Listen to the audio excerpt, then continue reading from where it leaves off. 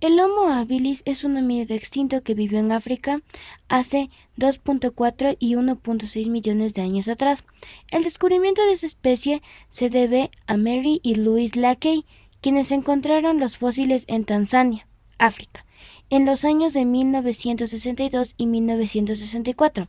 Cuando fue descubierto se lo consideró como la especie más antigua del género Homo, puesto ocupado después por el Homo rudolfensis. Su nombre significa hombre hábil y hace referencia al hallazgo de instrumentos líticos probablemente confeccionados por este.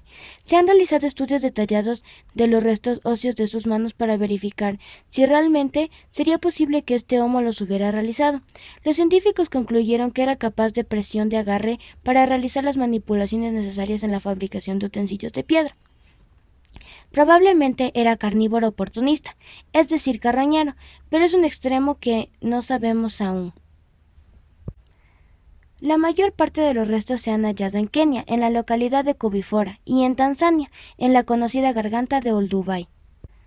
Las características físicas principales del Homo habilis son: cráneo más redondeado, molares grandes y con esmalte grueso, rostro menos prognato, la cara corta, incisivos más grandes, dedos curvos de manos y pies, lo que indicaba que aún utilizaban los árboles. La posición bípeda en las hembras provoca una reducción de la pelvis que tiene como consecuencia un adelanto de los partos, lo que implica la prematuración del neonato, un mayor tiempo dedicado a la crianza y así la necesidad de mantener vínculos sociales fuertes que potencialmente colaboraban al desarrollo de la cultura. Por otro lado, el Homo erectus fue el primero en trascender los confines del sur-este de África. A diferencia de sus antepasados, fue capaz de expandir considerablemente su superficie de poblamiento, hasta ocupar el resto del continente negro y llegar a Asia. De hecho, los primeros restos del Homo erectus fueron encontrados en la isla indonesia de Java. Durante la evolución del Homo erectus, la Tierra se encontraba en un periodo glacial y el frío inspiró a esta especie a crear muros de piedra para resguardarse del viento o construcciones similares a las actuales tiendas de campaña, usando pieles de otros animales. Del mismo modo, el Homo erectus no dudaba en aprovechar la protección que las cuevas les podía brindar. Sin lugar a duda, el descubrimiento del fuego, o mejor dicho, haber aprendido a dominarlo, es lo que sitúa el Homo erectus en un puesto tan respetado por parte de los estudios de nuestra evolución como es de esperarlo. No existían datos exactos acerca de cómo tuvo lugar ese fascinante proceso del acercamiento al fuego, pero se estimaba que haya comenzado por mantener viva una llama provocada naturalmente, quizás por un rayo, para más adelante dar como método para provocar una en cualquier momento.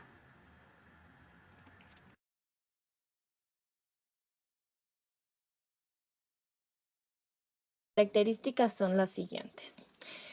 Este homínido era robusto y podía medir hasta 1,80 m. Contaba con una mandíbula fuerte, aunque no tenía mentón. Sus dientes eran pequeños y un volumen craneal que creció a lo largo de la historia. Se cree que el Homo erectus ya dominaba. Esta especie también contaba con la capacidad de desarrollar herramientas como martillos, cuchillos, yunques y cavadores, que eran hechos con piedras y huesos. Una de las principales características del Homo erectus fue su destreza a la hora de fabricar armas y herramientas, además del hecho de que caminaba con el cuerpo erguido y que tanto el volumen de su cerebro como su estatura y su peso promedio los ubicaban muy cerca de nuestra especie, desde un punto de vista fisiológico.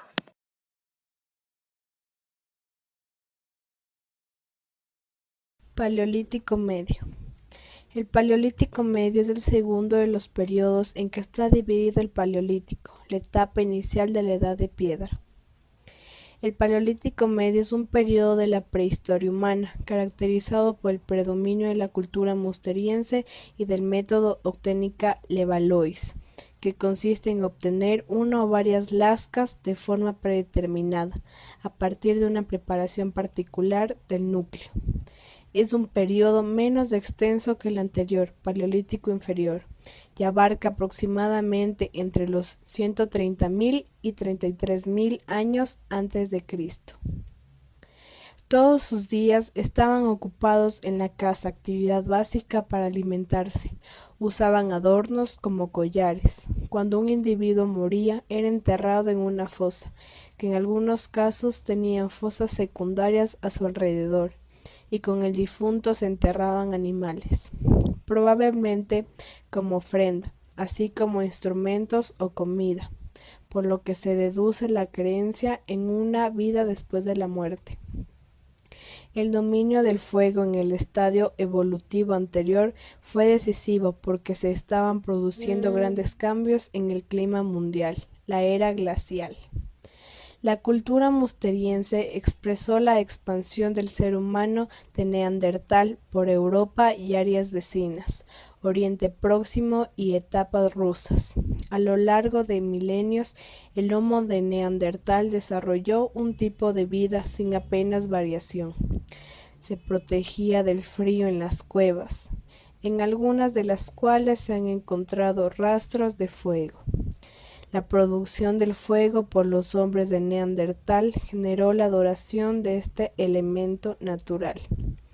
Asimismo, el fuego fue asociado al alma, supuestamente equivalente al fuego que animaba al cuerpo dándole vida. El Homo de Neandertal vivió en medio de dos épocas de frío muy intenso de la era de los glaciares, unos 75.000 años antes de nuestra era, y habitaba zonas desde Asia hasta Europa. De los restos humanos encontrados, se deduce que algunos sufrieron de raquitismo por falta de vitamina D, producida por una insuficiente luz solar, debido a las largas épocas de lluvia en las zonas no heladas de las épocas glaciares, o debido a insuficiencias alimenticias.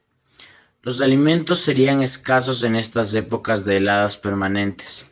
Los restos de animales encontrados en las cuevas no son solo de grandes mamíferos como osos, cabras, monteses, rinocerontes, sino también de otros animales más pequeños.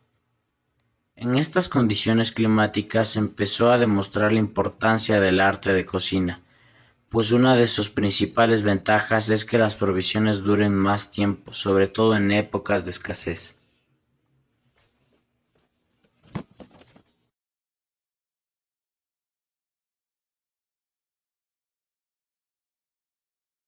Paleolítico medio.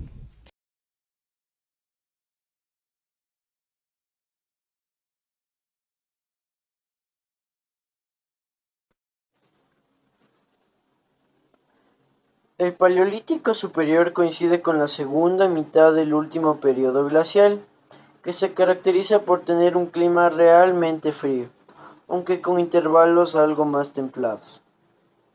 El Paleolítico superior también es el tercer y último de los periodos en que está dividido el Paleolítico, que es la etapa inicial de la Edad de Piedra. Esta se caracteriza por la preponderancia de las industrias líticas, que fueron clasificados en distintas cronoculturas según los yacimientos epónimos de Francia, donde se identificaron las mismas. El Paleolítico superior coincide con la segunda mitad del segundo periodo glacial. Una característica que también cabe recalcar es que todas las antiguas razas humanas fueron sustituidas por el Homo sapiens.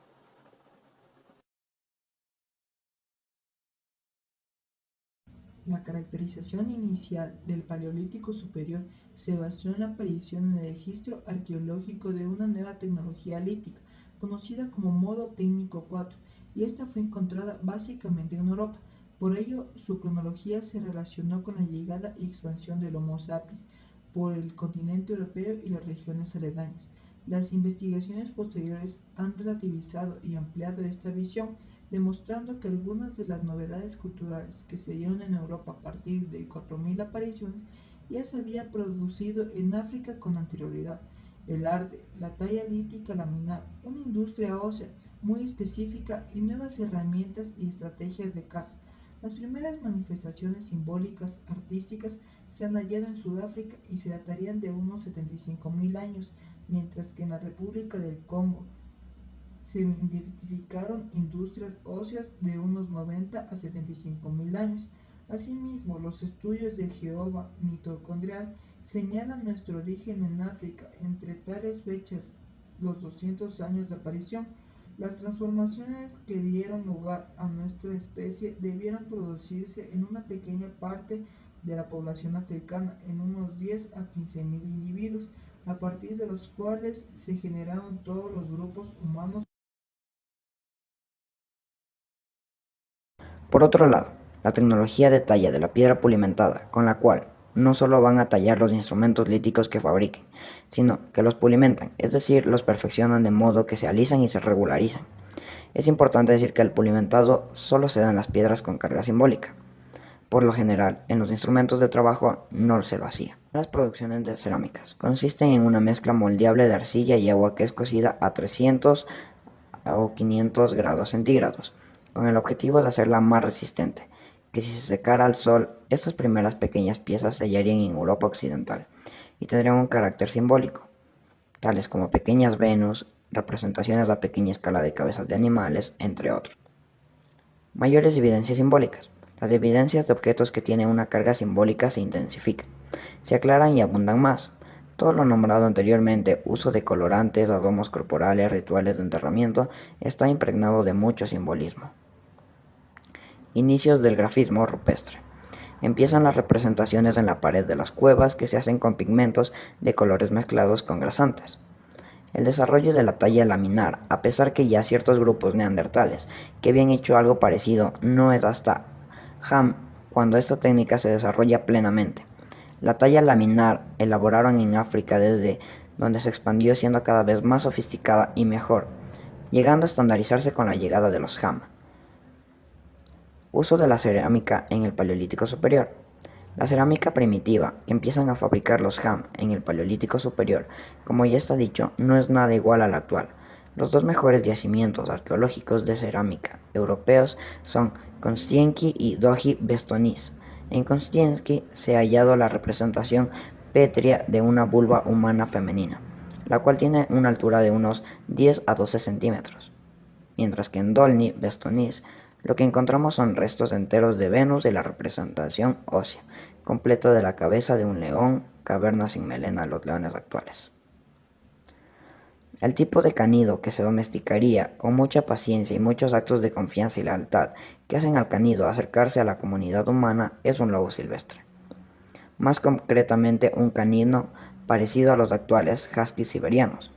De la domesticación canina tenemos pruebas en los grabados pétreos en las paredes de la cueva de la Siega Verde, Salamanca, en la que están representado un perro en el interior de un uro, una especie de buey antiguo. Lo que simboliza esta imagen es que los caninos ayudaban a los humanos a cazar uros y que entonces el hombre y el animal compartían el bote carnívoro seguido.